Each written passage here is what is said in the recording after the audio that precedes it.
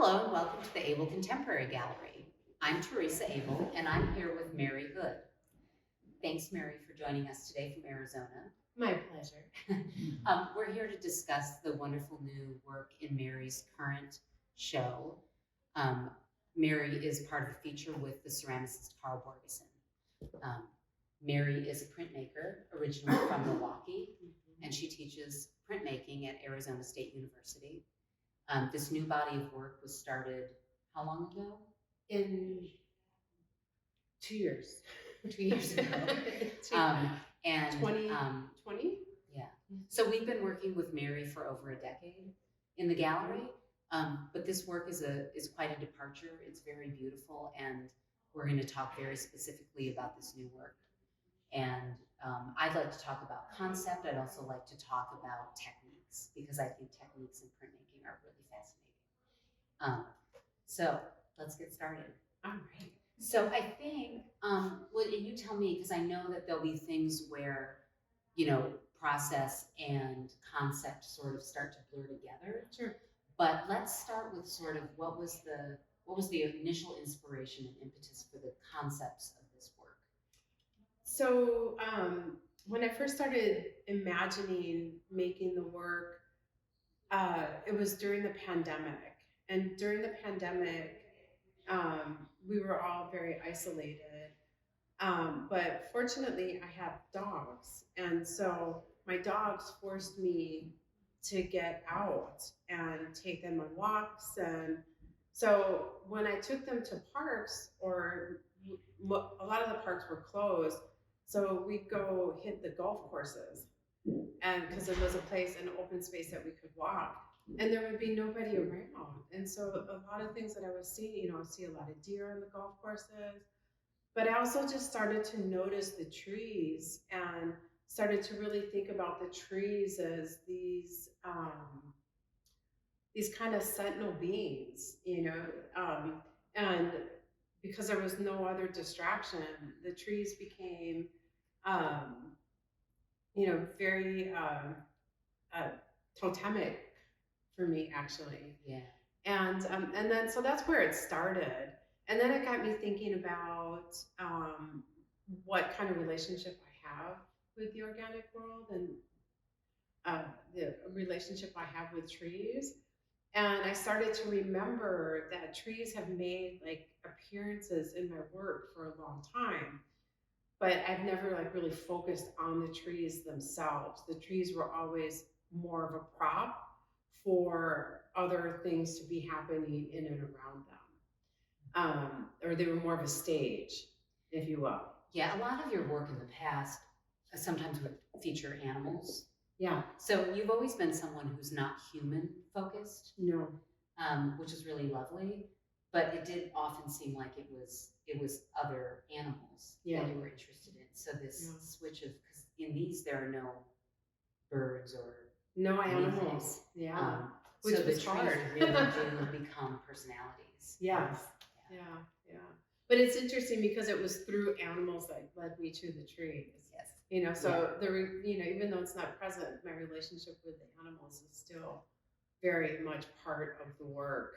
Yeah. Yeah. So some of the pieces, and so the whole show is online. We're going to be talking about some pieces that you can't see in this video because they're not right behind us, but some of the work is very representational, and some of it gets more abstract. So when you started the body of work, were they the more representational pieces or the more abstract works, or did it go back and forth? Well, it was kind of interesting. That piece over there, which is called, I forgot. Edge of Optimism. The Edge of Optimism. I should have looked it on my titles first. So people can look it up and know what we're talking about. Well, see, I remember the story more than the title sometimes. Yeah. But the Edge of Optimism. So that was the first piece that I worked on, and I took the photograph of those trees when I was in Amsterdam, and I really loved the way that those trees. I loved them, but I was also slightly horrified by them. That they had cut them down. So the trees Oh, must have been diseased or something. And so, but I wanted to work with that image. So that was the first image that I turned to. And that was the hardest piece for me to resolve. And so I struggled with that piece the most. And I think it's because it started out very abstract. And so through the struggle, I turned to maybe more representational work. This is an image of a tree from the dog park in Arizona. good. So all of these trees are from dog parks or some sort of travel that I've done between Arizona and Wisconsin, except for the Amsterdam trees. Yeah. And but I was also starting to think about the possibility of rebirth, because during the pandemics, we were dealing with so much loss and so much loss. Yeah. We lost, over 1 million people. We lost a lot of people lost a sense of identity. People lost jobs. People lost family members. There was just so much loss. And so then, how do we start to look at the world through a new optimistic lens, right? And that's why it's called the edge of optimism, because even though those trees were cut down, they still are rooted, right? And those roots still have potential. And they still have the potential to grow. Yeah. And so then I started thinking about like systems of rebirth and, shedding your leaves, but your structure is still there. Yeah. It's beautiful. Yeah. All of the prints in this show are round. Yeah. So that's really important. We'll talk about it. I want to talk about it technically a little bit, because from what I understand, from the little bit of knowledge I have of printmaking, that would be a technical challenge. Yes. But in terms of just choosing visually, aesthetically, to have a circle, what was the importance of that? Well, I wanted the circle to represent the cycle, right? And I wanted the circle to represent that the time wasn't linear, that it was cyclical, and that even though we were going through this really hard time in the pandemic, that we needed to think about this as a cycle, and that the cycle will end, and we will come through that. And so for me, it was a representation of time. Yeah. To show them in a circle. It's beautiful. And then some of them, like there's this one, it's so abstract, and it starts to seem like horizon, sky, water. Yeah. It starts to also just seem like the whole world. Yeah, it has a cosmic kind of feel to it, doesn't it? Yeah. Yeah, it's because of the stars and the mirrored paper coming through, has that nice reflective quality. Yeah. So it almost has like the feel of a constellation. Right. Constellations or something. So, and correct me if I'm wrong, but I think that every print in this body of work is a combination of intaglio, which is etching. Yep. Monotype. Yep. And collé. Chinocollet. Chinocollet. Mm-hmm. So for people who might not be well versed in those things, can you very briefly, in layman's terms, explain to us what etching is, and monotype, and then the collé? Okay, so I can use this piece here as an example. And I'm going to stand up and do this because I'm more comfortable standing up. So with this piece here, I can kind of outline the elements. So the tree here is etched, and it's etched into a piece of copper. And we etch into copper by using ferric chloride. And so in order to make this tree, this is a photograph that I took while I was at the park with my pups. And I took it into Photoshop and I manipulated it so that it became very sparse. I then used the laser engraver to laser off the outline of the tree and then etch that in an acid bath. And then after I etched that into the acid bath, then I put an aqua tint in. And so I can use the aqua tint to create value. Okay, what's aqua tint? Okay, an aqua tint. An aqua tint is a traditional aqua tint is where you take a very fine powdered rosin and you dust Comes from trees. which comes from trees. Exactly. And you dust it onto the plate and then you bake it onto the plate. So the acid eats around the dots of rosin, but it's very fine and very small. And aqua tints and etchings trap ink because there needs to be texture. So if there's no texture, it's not going to hold any ink. So that allows texture to be able to be put inside the tree branches so they would hold ink.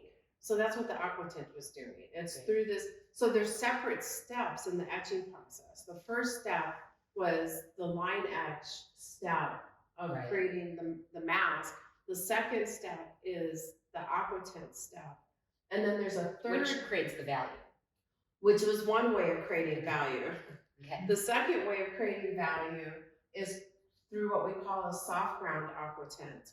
And so on the bottom part here, this bottom part has a lot of different leaves impressed into a resist. And so we can use what's called the soft ground aqua tint to etch a pattern directly into the copper. That's a one-to-one relationship from the pattern. So you're making an impression of the pattern and then you etch that pattern. So the soft ground aqua tint also creates value depending upon the density of whatever texture it is. Great. This is why you're an educator. And then the last method that I do is spit biting. And so spit biting is also an aqua tint method, but it's painting with acid. So you can get very loose and free with it, and you're not dipping it into a tank. You're literally like moving the acid around and painting with it. So all of these techniques are in here. And then just for giggles, I did line engraving on it too. So there's some lines that have like really deep lines, and that's engraved line where you're literally carving into the plate. Yeah. So those are all of the intaglio techniques. So just to recap, there is line etch, a rosin aqua tint, soft ground aqua tint, spit bite aqua tint, and line engraving. It's crazy. Okay, now to the monoprint.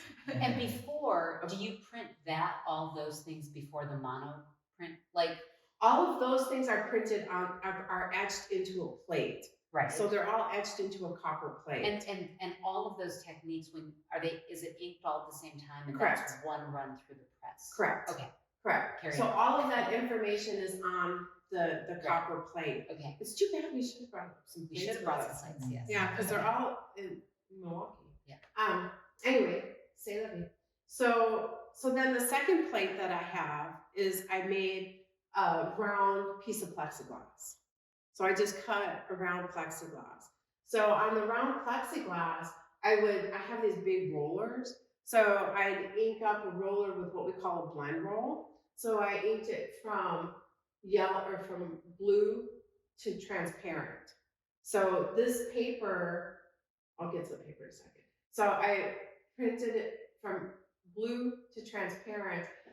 And then during my dog walks, I was picking plants. And so I picked plants and I was choosing plants that I thought were scalable and the textures and leaf sizes that I wanted to go with the image. So I wasn't like taking Palo Verde leaves because those are Arizona trees. So this is kind of this combination of Wisconsin and Arizona and maybe a little Kansas thrown in too. So I would just lay the leaves down directly on the plate and the leaves act as a stencil and I'd run that through. Well, when I printed the leaves were printed on a piece of kitikata. And the kitikata is a different type of Eastern paper that is a very thin paper. So so all of the monoprint elements were printed on what became the Chinocollet layer of the print. So when I go to print the etching, I'm combining the Chinocollet, the Kitty Kata, and the monoprint and the etching all at once underneath running it through the press, hoping that things are going to go well. And then when I pull it off, I know whether or not I like it. So, so it's beautiful Thanks. and like really beautiful. And then when you explain how challenging that is, the first, like when you do it, you must be pretty ecstatic when you do the final run through. Yeah, I squeal a little bit every time. Realize like that you've got success and how fantastic the result is. Well, sometimes I squeal. Sometimes I'm like, I need a break. Because doing a Chinocollet this size is actually really challenging. Yeah. And doing it in humid conditions is really challenging. And so moving from very arid conditions to very humid conditions in Wisconsin for a printmaker, a lithographer, we have some lithographers in the audience, by the way. It's very, very hard technically to negotiate that space. And so it took me like a year of learning curve to get the Chinocollets to work the way I wanted the Chinocollets to work.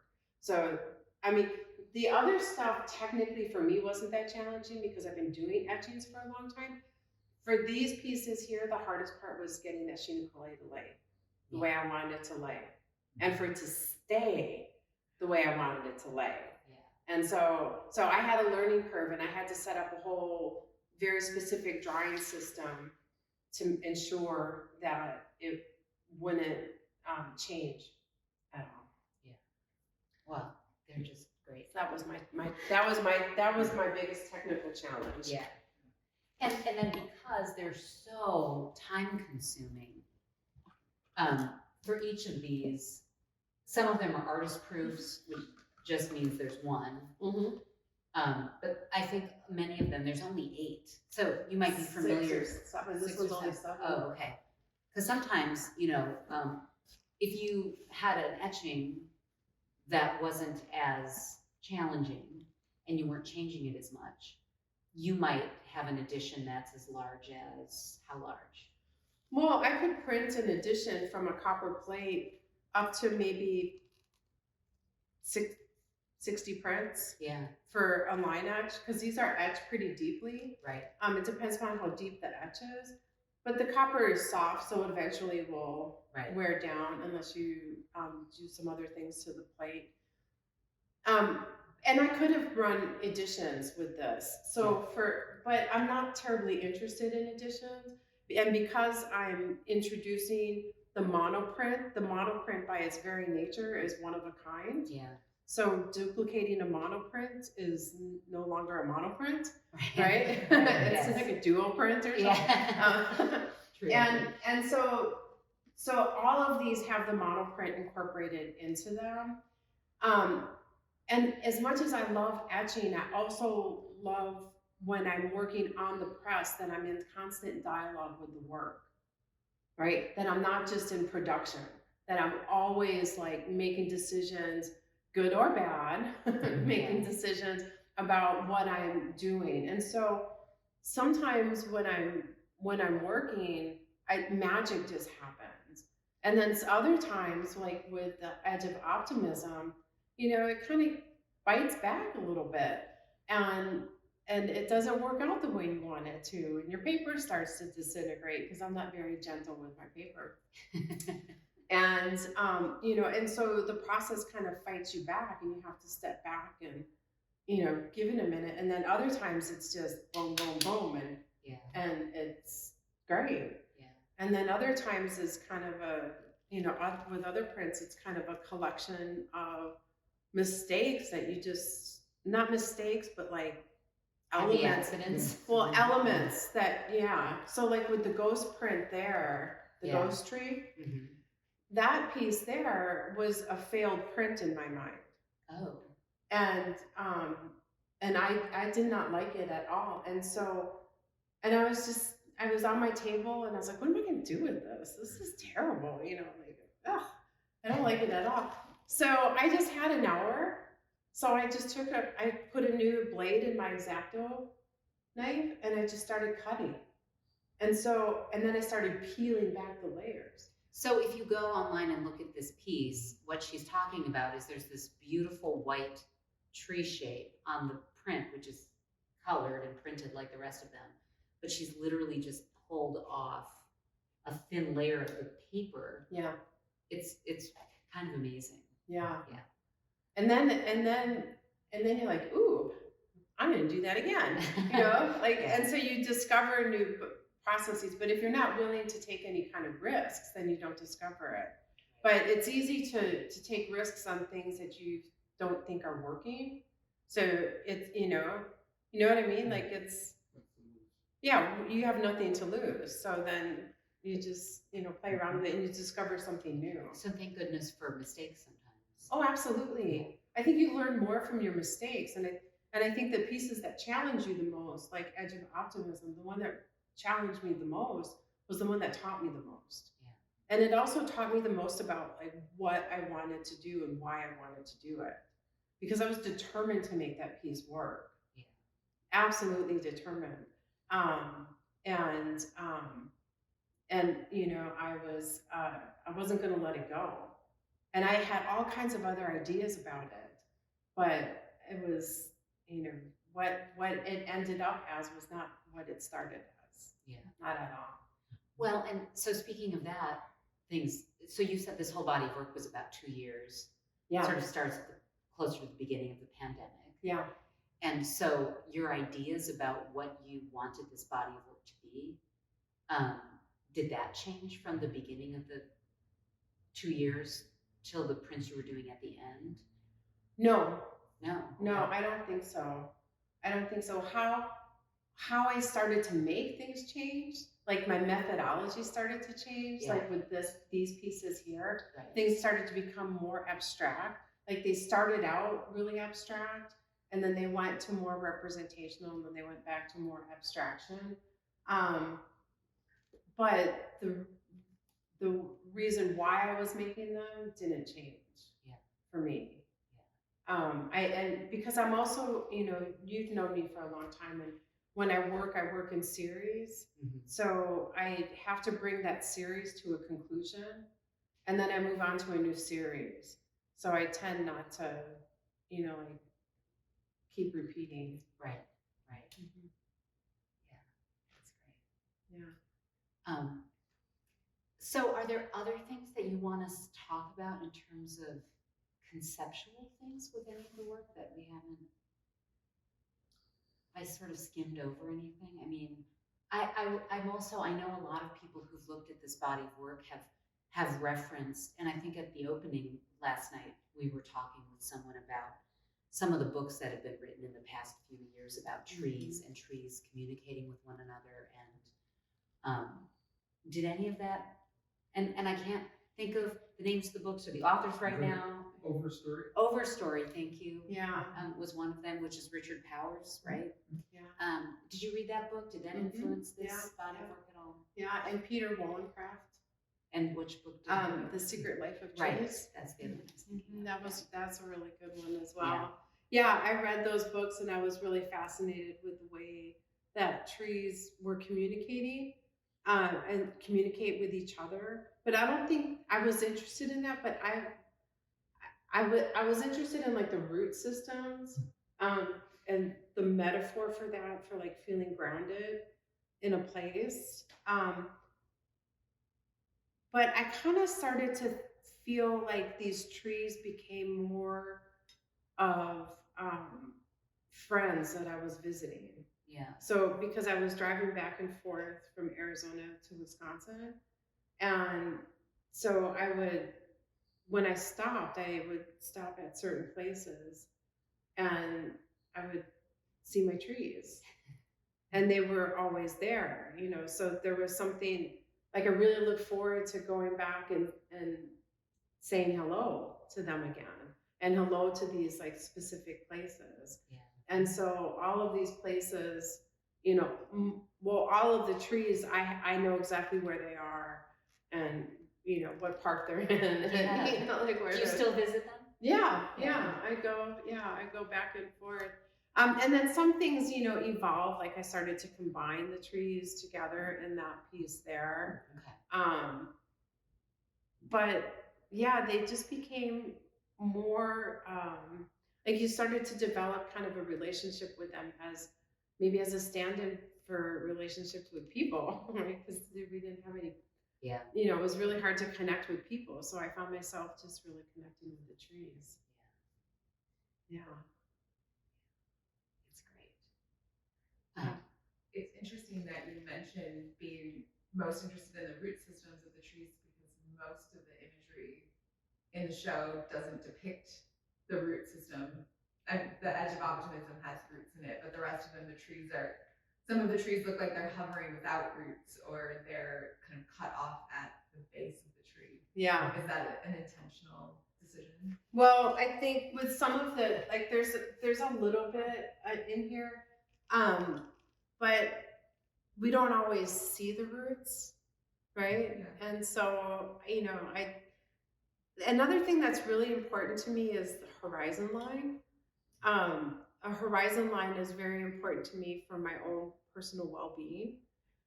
Like I need to always be able to see I feel like we had a Horizon conversation line? about this once, didn't you? Yeah. You told me you can't live somewhere where you can't see yeah, a horizon line. yeah. Like I couldn't live in the woods or something, even though I love trees, because I can't see a horizon line. Like with that piece there, you have all the roots in the field, / underneath it, but it's the horizon line. So if I can see that horizon line, I'm good. But if I'm inside it, I'm not good because I can't see it. And so, so more of it is more about the horizon line than trying to show everything, or what's underneath the trees.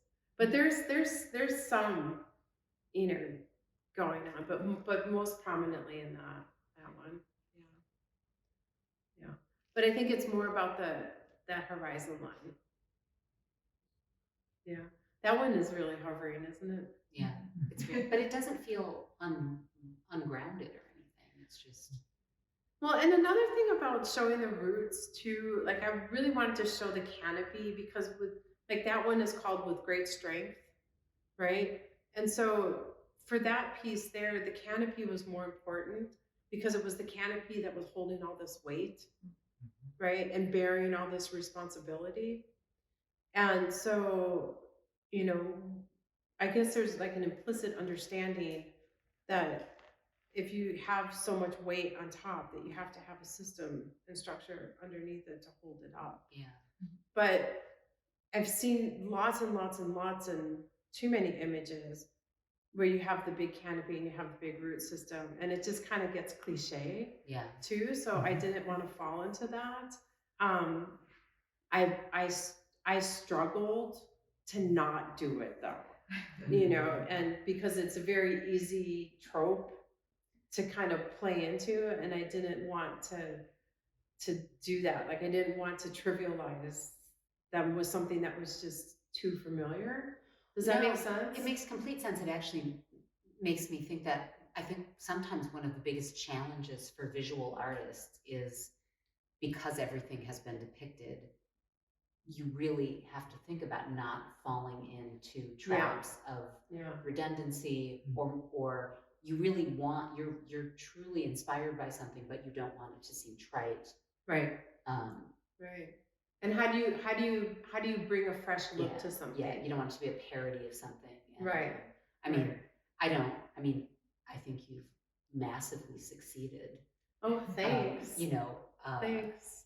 And artists and artists do. I mean, that's what's actually kind of the most magical thing about the history of art, I think, is that we've been depicting people and landscapes and trees, and every generation of artists always have something new to add to that dialogue that's been going on since humans started making cave paintings or whatever. It's kind of a lovely lineage to be a part of. Yeah, but you're also bearing the responsibility too, of, acknowledging like things that have come before you and the work that's come before you. So you don't want the work to necessarily be didactic in that way. You want the work to be able to hold on its own terms. Um, but still express some of the thoughts that you're thinking about. But it was tricky actually working with the trees. It was really hard to not go into that like trap, because I felt it was a trap. And yeah, and then even like with the books I was reading, like the cover art, I was like, no, Don't do it. I know, don't do it. And so, but I did it with that one, with the Edge of Optimism, and I think the reason that it works with that one is because the trees have been cut down, Yeah. right? So it's not depicting this like Arcadian balance. Like none of these pieces are depicting any kind of Arcadian balance. In all of them, there's an imbalance of power or an imbalance of, I don't know. There's an imbalance of the humors, if you want. I don't know how to say that any better right now. Yeah, but none of them are like depicting any kind of Arcadian harmony. Yeah. There's a slight disharmony in all of them, and as much as I really want to try to make happy artwork, I'm not always the best at doing that. Like especially with the ghost tree, I think it does that really amazing. The lack of presence makes its presence. Yeah, it's right? pretty powerful. Yeah. But you know what? There are trees in Arizona that have bark that glow white at night. Oh, And they're called ghost trees. that's great. Yeah. And they're really beautiful. And the bark looks like pearlescence on they're incredible trees. Yeah. Yeah. So they really do exist. I wasn't thinking about that. No. But, yeah. Any other questions or They have thoughts? a very meditative quality. I think in part due to the repetition of the circles, kind of like a mandala in a certain way, or it's a certain element of like momentum memory kind of feel. Yeah. And to one degree or another, and I see occasions where the landscape is shaped by humans, like maybe the truncated trees or the colonnade and that. And other times, well, it's not Arcadian, it's sort of like it seems horticulture has affected, most everything to maybe small degrees at least. But the trees sort of stand in for people. I mean, I rarely, although that's not true now, paint with people in the landscape to a great degree. And there's the lack of human presence is sort of a reminder of human, at least in my mind, at least a reminder of my humanness, I guess. Yeah. Reflecting on that absence in the pieces.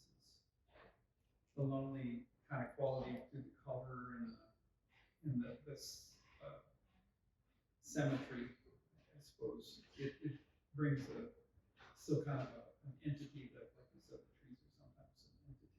Yeah. So being Yeah. Yeah. I mean, they all have their own kind of personalities and relationships with each other, and but there is a sense of isolation and that definitely was reflective of the time. Yeah. That we were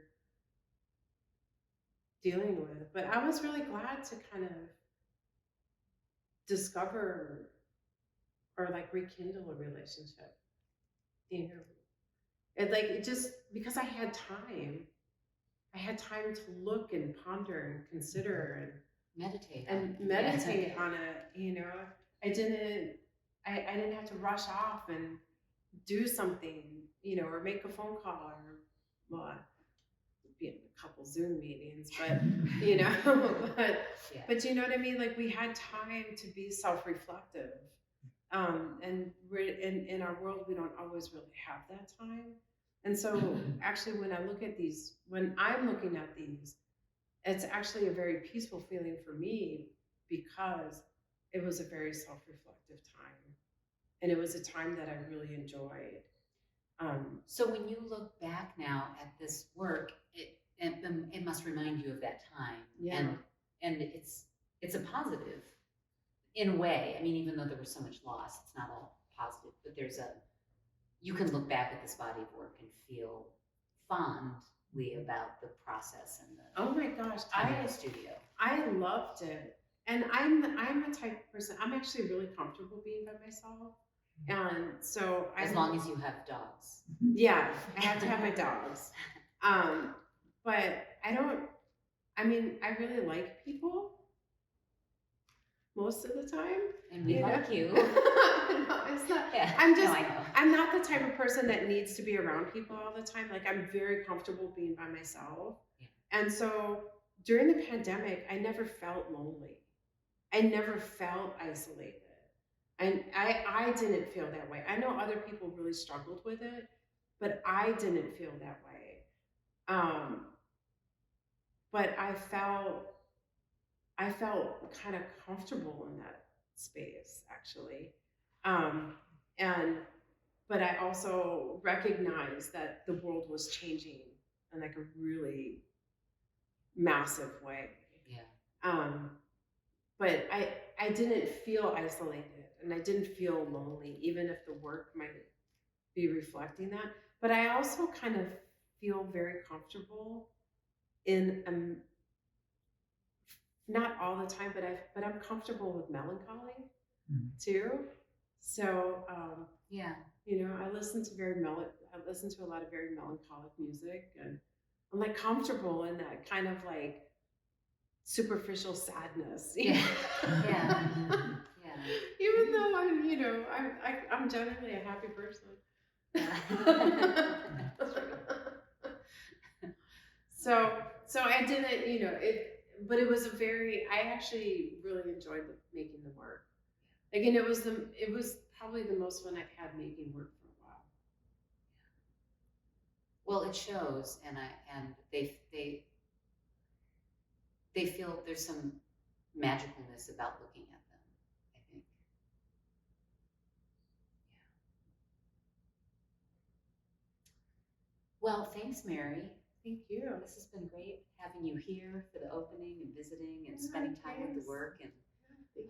it's a beautiful show. Thanks. Yeah, you did a great job. Thank you. Yeah. And if you're in the area and you can see the show in person, please do, or look at them online, where I think we have pretty good photographs of them. And the work is paired beautifully with the ceramics of Carl Borgeson. His work is also online. There was when we paired the two of you, I knew that the work was going to look beautiful together from what you had both done in the past, but what ended up coming out of both of you without the two of you communicating is almost uncanny.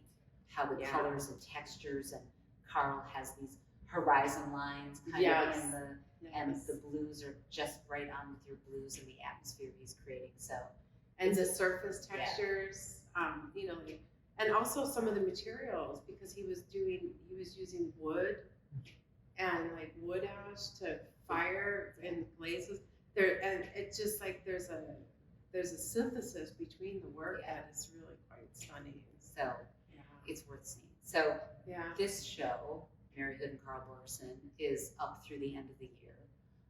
We also have our cup show, which is a great ceramic cup show, and there's artists from all over the United States. There's hundreds of cups, and it's super fun. And then in gallery number 5, there's a wonderful installation by Kelly Knoll and Danny Sathoff, which is outstanding. Again, there's some pictures and videos of it if you're not in the area. But really, if you're within driving distance, it's completely worth driving to the gallery before the end of the year to see all these shows. absolutely. So, all right, thanks. Thank you.